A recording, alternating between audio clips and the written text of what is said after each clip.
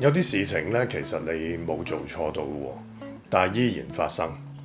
有人離開、被逼、關係中斷，一場意外咧奪走咗好多嘢。你站在其中，心裏邊度得返一個問題：點解會咁嘅？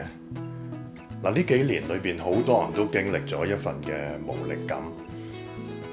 有啲人係因為時代嘅轉變啦，被逼離開熟悉嘅地方；有人呢喺突如其來嘅災難裏邊度失去咗家園，失去咗至親。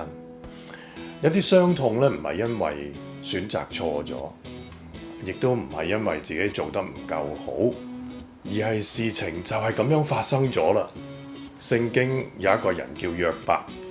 約伯記一開始就話俾我哋聽，呢個人啊完全正直敬畏神啊，遠離惡事。嗱，換句話講咧，佢係一個冇做錯事嘅人。喺好短嘅時間裏邊度，佢失去咗財產啦，失去咗兒女啦，甚至冇個人嘅健康，一切幾乎喺同一時間發生。約伯嘅故事最難嘅地方唔係苦難嘅本身，而係因為呢啲苦難冇一個明顯嘅原因。嗱，佢嘅朋友嚟到咧，不斷嘗試作出解釋，係咪你做錯咗啲事啊？亦抑話你隱藏咗啲壞嘅行為啊？因為人好難接受一件事咧，就係痛苦可能係冇原因嘅。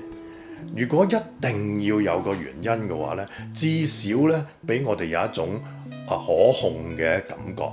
但係如果冇嘅話咧，人就會覺得呢個世界係好唔穩定。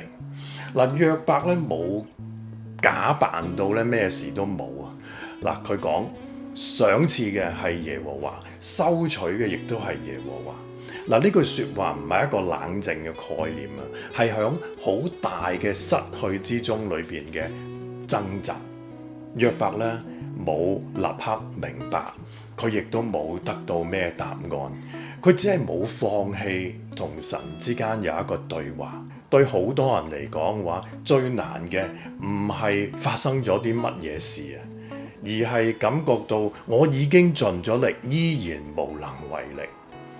面對災難嘅時候，好自然咧，人係會想揾原因。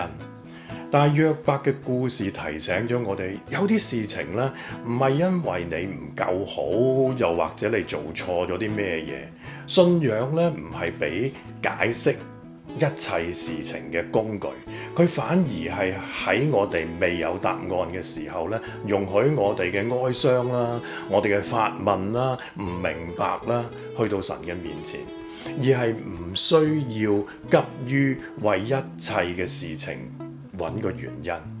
約伯最後咧，其實都揾唔到啲乜嘢完整嘅解釋嘅。不過佢喺個過程裏邊度慢慢睇到唔同嘅角度。嗱，如果你曾經都問過點解件事會搞成咁樣嘅話，我就好建議你讀一讀約伯記嘅第一章。短短嘅文字裏邊度，佢好誠實咁俾我哋睇到一個人咧喺冇答案嘅情況底下，依然咧佢面對信念同埋上帝。嗱，而我哋有啲時候咧，信仰唔係俾解釋俾我哋嘅，而係陪我哋走過嗰啲解釋唔到嘅日子。